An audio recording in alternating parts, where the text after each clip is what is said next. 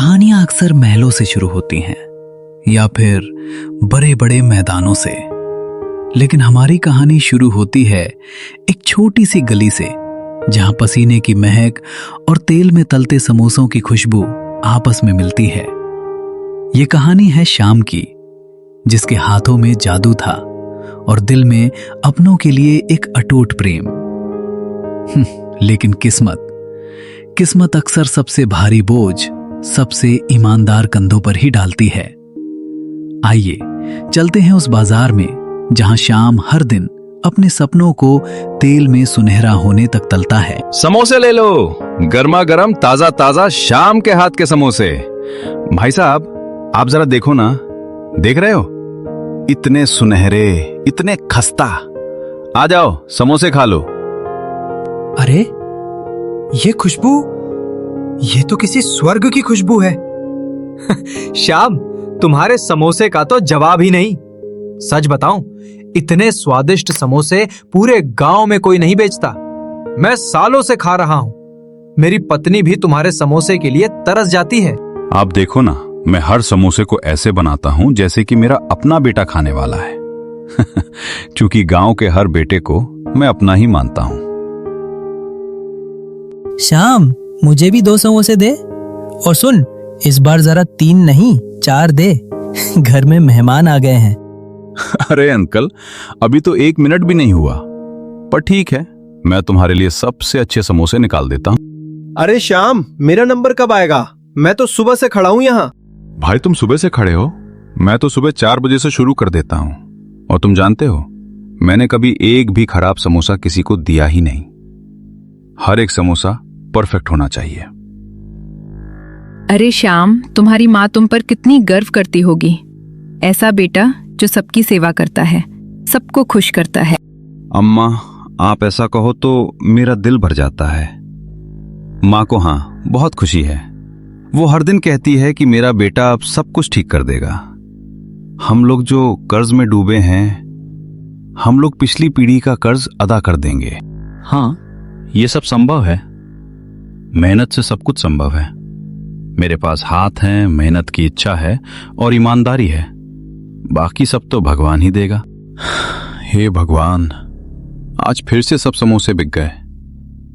30 दिन मेहनत करके मैं कितना कमा चुका हूं। पर यह तो शुरुआत है, अभी तो बहुत कुछ करना बाकी है। मां का इलाज, बीवी के कपड़े, बेटे की पढ़ाई।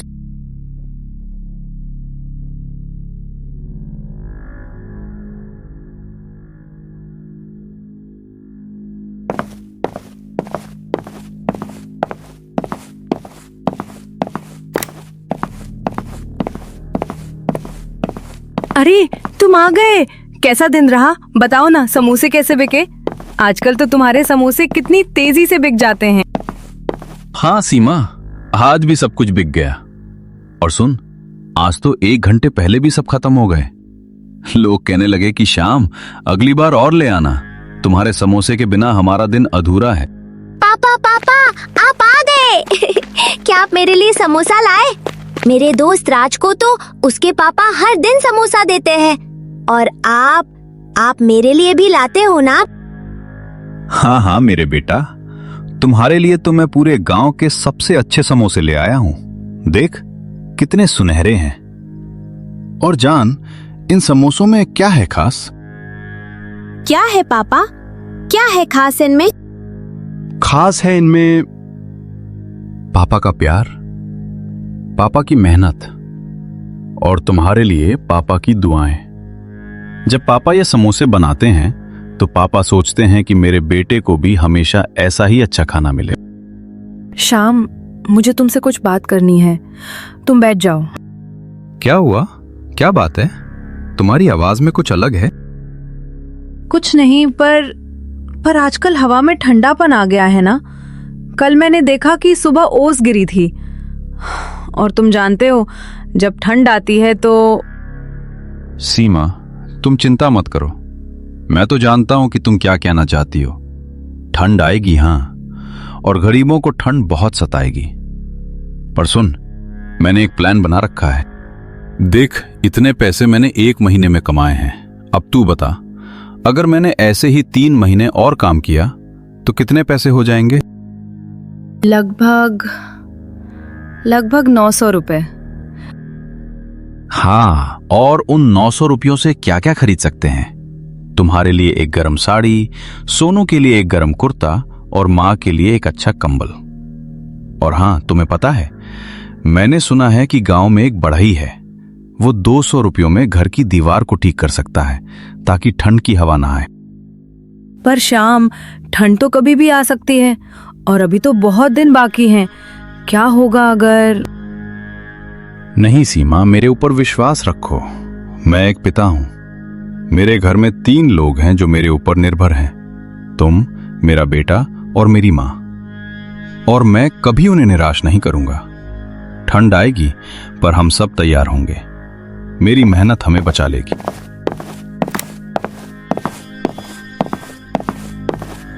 पापा, तुम हमें बचा लोगे ना? तुम हमेशा बचाते हो ना पापा? हाँ मेरे लाल, पापा हमेशा तुम्हें बचाएंगे। पापा कभी हार नहीं मानेंगे, समझा? उम्मीदें। एक गरीब आदमी की तिजोरी में उम्मीदों के सिवा और रखा ही क्या होता है। शाम ने दिन रात एक कर दिया था, लेकिन प्रकृति के अपने नियम होते हैं जो इंसान की मेहनत का हिसाब नहीं रखते। सर्दियां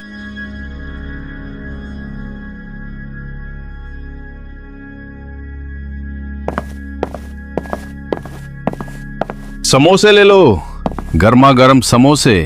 अरे श्याम, आज तो मैं नहीं ले पाऊंगा। इतनी ठंड लग रही है और ये गीली हवा ये हड्डियों में घुस जाती है। शायद कल आऊंगा। ठीक है भाई, कल का इंतजार करूंगा। अरे भगवान, इतनी ठंड, मेरे घुटनों में दर्द हो रहा है, बहुत दर्द। ऐसा लगता है जैसे 1000 सुइयां चुभ रही हों। माँ बस रुको, मैं तुम्हारे लिए हल्का गर्म पानी ले आती हूँ, इससे दर्द कम हो जाएगा। तुम अच्छी हो बहू, बहुत अच्छी हो। पर ये ठंड, ये तो किसी को भी खा जाएगी। माँ तुम चिंता मत करो, कुछ दिन और, बस कुछ दिन और, मैं तुम्हारे लिए सब कुछ खरीद दूंगा। बेटा, मैं तो पहले से ही बूढ़ी हूँ, पर तुम्हारी पत्नी और तुम्हारा बेटा, उन्हें देख, उन्हें देश विदेश की ठंड नहीं, सिर्फ घर की ठंड से ही कंपकपी छूटने लगती है। शाम, शाम, सोनू को देख, ये खांस रहा है, बहुत जोर की खांसी है। सोनू बेटा, क्या हुआ? तुम्हें क्या हुआ? पापा, मुझे ठंड लग गई, बहुत ठंड। मेरा सीना दर्द कर रहा है। सीमा, तुमने उसे दवाई दी? दवाई? किस दवाई की बात कर रहे हो? हमारे पास तो पैसे भी नहीं, और मैंने तो उसे सरसों का तेल लगा दिया है। बाकी तो भगवान ही बचा सकता है। समोसे ले लो, गर्मा गर्म ताजा ताजा समोसे। भाई साहब आइए, इतनी ठंड में गरम समोसा तो जान बचा देता है। क्या हो गया गांव को? कल तक तो लोग लाइन लगाते थे और आज तो कोई भी नहीं आया। क्या करूंगा मैं इन समोसों का? इन्हें फेंक। सीमा मैं आ गया। सोनू मेरा बेटा, तुम्हें क्या हुआ? शाम, मैं बहुत परेशान हूँ। सोनू को तेज बुखार है, देख उसका माथा कितना गर्म है। हे भगवान, नहीं, ये नहीं। मैंने इसे सरसों का तेल लगा दिया, मैंने इसे गर्म कपड़े दिए, पर ये ठंड तो हड्डियों में घुस गई है। और माँ जी तो और भी बीमार हो गई हैं। सोनू बेटा, सोनू मेरे लाल, तुम हिम्मत रखो, पापा है ना तुम्हारे साथ। पापा तुम्हें कुछ नहीं होने देंगे, पापा सब कुछ ठीक कर देंगे। पापा, मुझे बहुत ठंड लग रही है, मेरा सीना दर्द। सीमा, मैं अभी वैद्य को ले आता हूँ, तुम घर में रहो, बच्चों की देखभाल करो। शाम रुको, वैद्य तो पैसे मांगेगा, हमारे पास तो... मुझे पता है कि हमारे पास पैसे नहीं है, पर मेरा बेटा बीमार है, मेरी माँ बीमार है। क्या मैं बस बैठा रहूंगा? नहीं, मैं अभी जाता हूं, किसी तरह भी मैं वैद्य को ले आऊंगा। वैद्य जी, दरवाजा खोलिए कृपया। कौन है? किसकी है ये हिम्मत? रात के 9 बजे दरवाजा तोड़ रहा है। वैद्य जी, मैं श्याम हूं, समोसे वाला, मेरे बेटे को बुखार है, बहुत तेज बुखार, और मेरी माँ भी बहुत बीमार है। कृपया आप मेरे घर चले जाइए, मैं आपको सब पैसे दे दूंगा। अरे इतनी रात को, और ये ठंड, देख मेरे घर में भी गर्मी है, मैं इसे छोड़कर ठंड में जाऊंगा? तू पागल तो नहीं है? वैद्य जी कृपया, मेरा बेटा वो मेरा सब कुछ है, मैं आपको एक एक पैसा दे दूंगा, बस चलिए प्लीज। तू सुन, मेरा नियम है, पहले पैसे फिर इलाज। क्या तुम्हारे पास पैसे हैं? मेरे पास अभी तो कुछ भी नहीं है। तो फिर यहां से चले जा, और अगर फिर दोबारा दरवाजा खटखटाया तो मैं पुलिस को बुला दूंगा, समझा?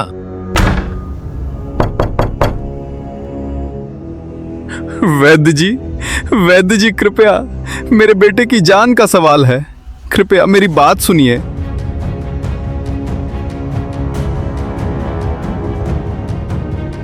क्या करूंगा मैं, क्या करूंगा? मेरे पास पैसे नहीं हैं, मेरा बेटा मर जाएगा। नहीं, मैं कुछ करूंगा, मैं कहीं से पैसे ले आऊंगा।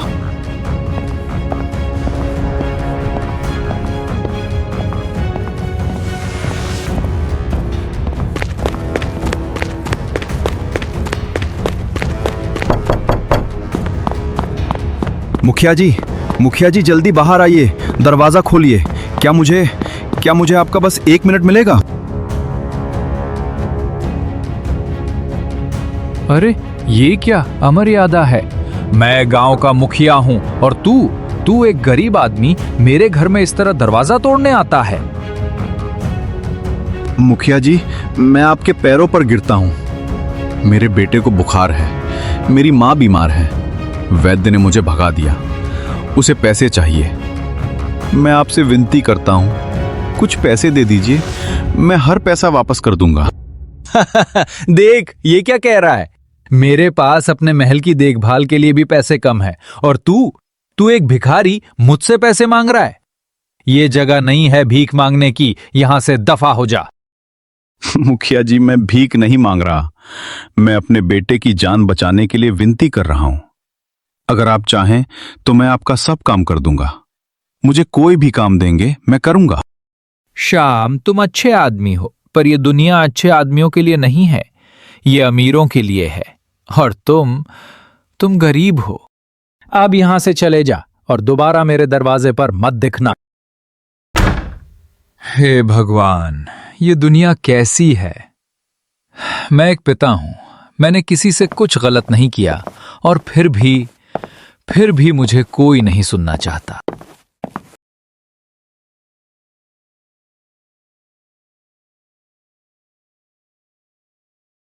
सीमा, मैं आ गया।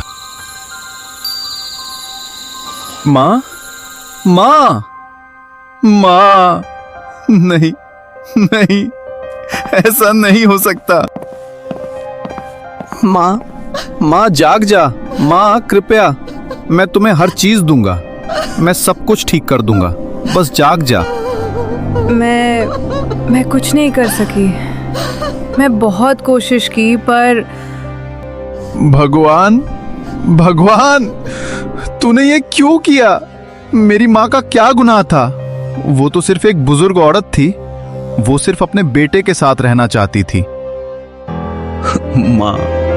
माँ, मैं तुम्हें गर्म कंबल नहीं दे सका, मैं तुम्हें अच्छा खाना नहीं दे सका, मैं एक बुरा बेटा हूं। अगर तुम हो भगवान तो सुन, मेरी पत्नी और मेरे बेटे को मुझसे मत छीन। मैं सब कुछ करूंगा, मैं कुछ भी करूंगा।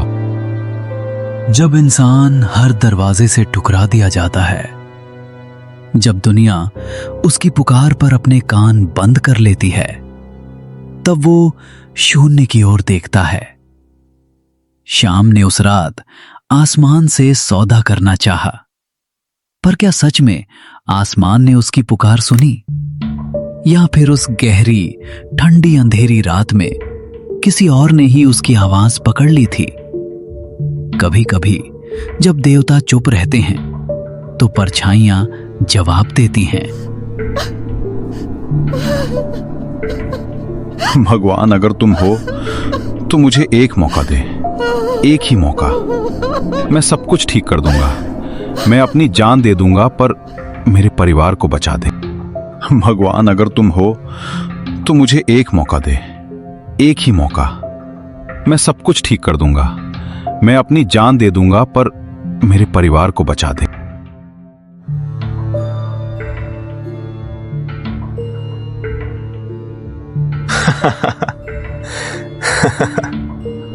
इंसान कितना कमजोर है ये प्राणी, कितना असहाय। भगवान को पुकारता है पर भगवान नहीं आते। कौन है? कौन हो तुम? यहां से चले जाओ, मुझे कोई परेशानी ना दो। कोई परेशानी?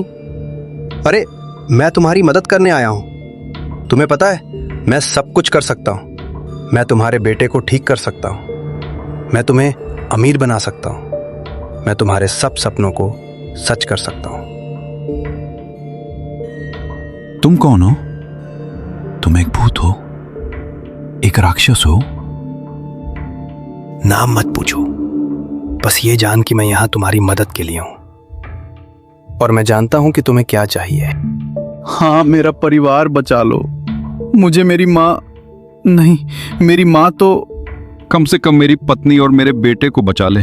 ठीक है, मैं तुम्हारा परिवार बचा दूंगा, पर शर्त है। क्या शर्त? मैं कोई भी शर्त मानूंगा, बस मेरे परिवार को बचा दे। पहली शर्त, तुम्हें मुखिया की तिजोरी से एक काला पत्थर चोरी करके लाना होगा। यह पत्थर मेरी मुक्ति का द्वार है। चोरी? तुम कह रहे हो कि मैं एक चोर बन जाऊंगा? हाँ, और अगर तुम ऐसा नहीं करोगे तो तुम्हारी पत्नी और बेटा दोनों मर जाएंगे। और इस बार मैं उन्हें धीरे धीरे मारूंगा, उन्हें बहुत बहुत पीड़ा दूंगा। ठीक है, ठीक है, मैं करूंगा, मैं तुम्हारी शर्त मानूंगा। अच्छा, अब दूसरी शर्त सुनो। दूसरी शर्त, गौर से सुन। जिस दिन तेरा बेटा ठीक हो जाएगा और तेरे पास धन की वर्षा होगी, उस दिन से तू कभी नमक का स्वाद नहीं चख पाएगा। तेरे बनाए हर समोसे में दुनिया भर का स्वाद होगा, पर तेरे नसीब में सिर्फ फीकापन रहेगा। और जिस दिन तूने चोरी छिपे भी नमक का एक दाना जुबान पर रखा, उसी पल तेरा बेटा पत्थर बन जाएगा। नमक? स्वाद? महाराज, स्वाद ही तो जीवन है, पर मेरे बेटे की जान के आगे मेरा स्वाद कुछ भी नहीं। मुझे मंजूर है, मुझे दोनों शर्तें मंजूर हैं। तो जा, आज की रात मुखिया के घर की खिड़की खुली मिलेगी।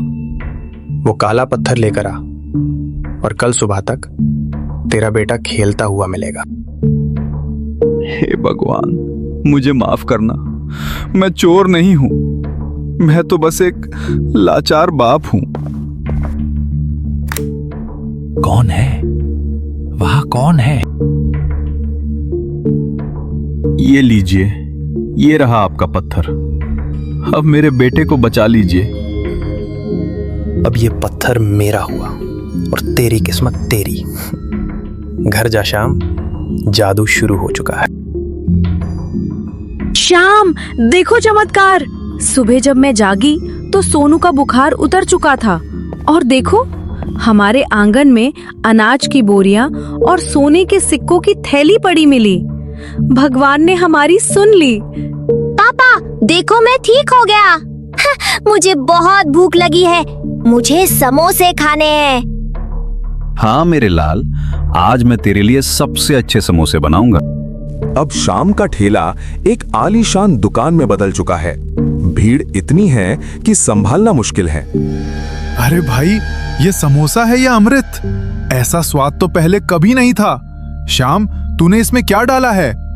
मैंने इसमें अपनी आत्मा बेची है। क्या हुआ? आप खा क्यों नहीं रहे? कुछ नहीं सीमा, बस अब मुझे सादा खाना ही पसंद आता है।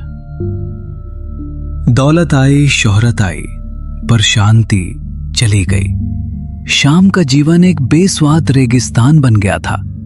उसने दुनिया को समोसे का जादू दिया, पर खुद के लिए सिर्फ राख बची। और आज की रात वो समझौता अपनी अंतिम परीक्षा लेने वाला था। पिताजी, आज आपकी दुकान के समोसे खाकर मुखिया जी का बेटा बीमार पड़ गया। जादू खत्म हो रहा है सोनू, क्योंकि जिस साधु ने वो जादू दिया था वो अब वापस आ रहा है। समय पूरा हुआ श्याम, वो काला पत्थर टूट गया है। अब मुझे एक नई बलि चाहिए। या तो तेरा स्वाद वापस ले ले और अपने बेटे को पत्थर बनते देख, या फिर हमेशा के लिए इस दुनिया से विदा हो जा और अपना जादू अपने साथ ले जा। मैंने अपनी मां को खोया क्योंकि मेरे पास पैसे नहीं थे। मैंने अपना स्वाद खोया ताकि मेरा बेटा जी सके। अब तो मेरा जीवन ले ले, पर मेरे बेटे को आज भी नहीं आनी चाहिए। तो यही सही। पिताजी, उठिए पिताजी। इसमें जादू नहीं है, इसमें तो सिर्फ पिताजी का प्यार है।